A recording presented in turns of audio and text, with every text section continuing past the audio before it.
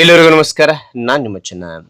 ಈ ಒಂದು ವಿಡಿಯೋದಲ್ಲಿ 8ನೇ ತರಗತಿ ಸಿರಿ ಕನ್ನಡ ಪ್ರಥಮ ಭಾಷಾ ಕನ್ನಡ ಪಠ್ಯ ಪುಸ್ತಕ, ಇದು ಭಾಗ 1 ಪುಸ್ತಕ ಇದು, ರೈಟ್. ಈ ಒಂದು ಭಾಗ 1 ಪುಸ್ತಕಕ್ಕೆ ನಾನು ಪ್ರಿವಿಯಸ್ ಕ್ಲಾಸ್ ಅಲ್ಲಿ ಏನ್ ತಿಳಿಸಿದೀನಿ. ಓಕೆ, ಇಲ್ಲಿ ಪರಿವಿಡಿ ನೋಡಿ. ಮಗದ ಸಾಹೇಬ, ಸಾರ್ಥಕ ಬದುಕಿನ ಸಾಧಕ ಡಿವಿಜಿ, ಕನ್ನಡಿಗರ ತಾಯಿ, ಭಾರತೀಯತೆ ಬಗ್ಗೆ ಅಭ್ಯಾಸಗಳನ್ನ ಚಿಕ್ಕ ಚಿಕ್ಕದಾಗಿ ನಿಮಗೆ ಉತ್ತರ ನೀಡ್ತಾ ಹೋಗಿದ್ದೀನಿ. ಹಾಗಾದ್ರೆ ಈ ಒಂದು ಅಧ್ಯಯನದಲ್ಲಿ ಏನ್ ತಿಳಿತದೆ, ಈ ಒಂದು ವಿಡಿಯೋದಲ್ಲಿ ಅಂದ್ರೆ ಪಠ್ಯಪೂರಕ ಅಧ್ಯಯನದಲ್ಲಿ ಸಾರ್ಥಕ ಅಂತ ಕೊಟ್ಟಿದ್ದಾರೆ, ರೈಟ್.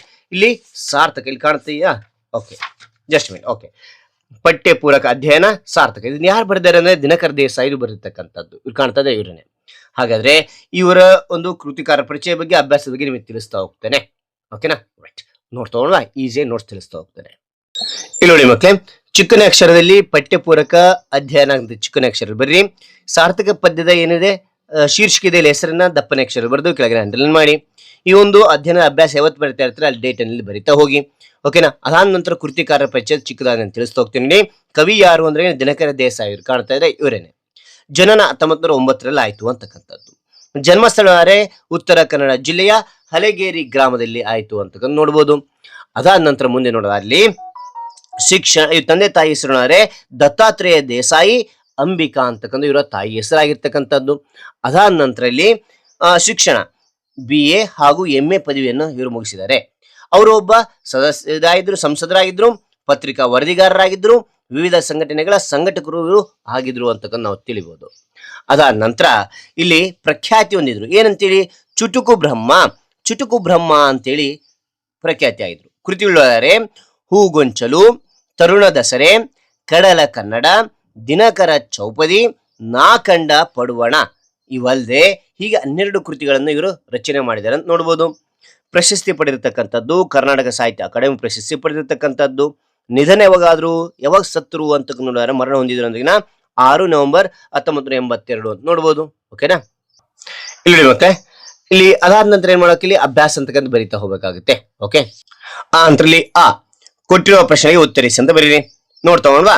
ಎಸ್, ಮೊದಲನೇ ಪ್ರಶ್ನೆ, ಗಾಳಿಯಲ್ಲಿ ಬೂದಿಯನ್ನು ತೂರಿದಾಗ ಎಲ್ಲಿ ಬೀಳುತ್ತದೆ ಅಂದ್ರೆ ಉತ್ತರ. ಅದೇ ರೀತಿ ಬರಿತಾ ಹೋಗಿ ಮಕ್ಕಳೇ, ಉತ್ತರ ಅಂತಕ್ಕಂಥದ್ದು ಗಾಳಿಯಲ್ಲಿ ಬೂದಿಯನ್ನು ತೂರಿದಾಗ ಭತ್ತ ಬೆಳೆಯುವ ಸ್ಥಳದಲ್ಲಿ, ಇಷ್ಟ ನೆನ್ಪಿಡ್ತಾ ಹೋಗಿ, ಭತ್ತ ಬೆಳೆಯುವ ಸ್ಥಳದಲ್ಲಿ ಬೀಳುತ್ತದೆ ಅಂತಕ್ಕಂಥದ್ದು.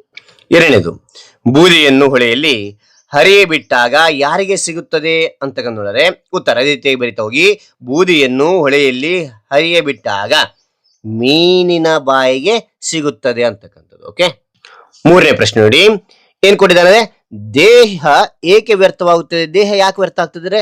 ಉತ್ತರ, ದೇಹವು ಸ್ವಾರ್ಥವನ್ನು ನೆನೆದು ವ್ಯರ್ಥವಾಗುತ್ತದೆ ಅಂತಕ್ಕಂಥದ್ದು.